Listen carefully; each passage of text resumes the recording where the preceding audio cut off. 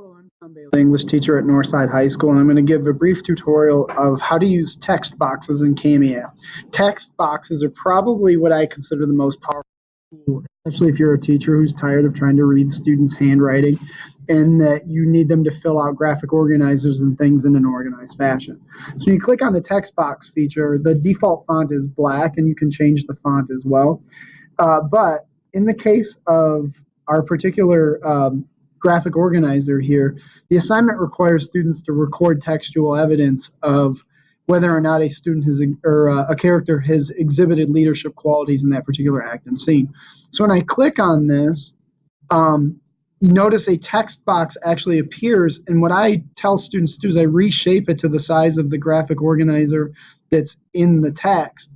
And if I'm actually reading Julius Caesar, you want them to type their response. Well, even though Julius Caesar himself is not in Act 1, Scene 1, the commoners are partying for him, and they have crowned his statues, and that's from textual evidence based upon what Marullus and Flavius, some of the characters, have done.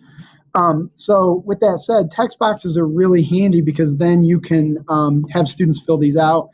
And then on top of that, if the font is too big, you can actually change the font size to 12, and it can, and you teach students how to create the text boxes, how to resize the font.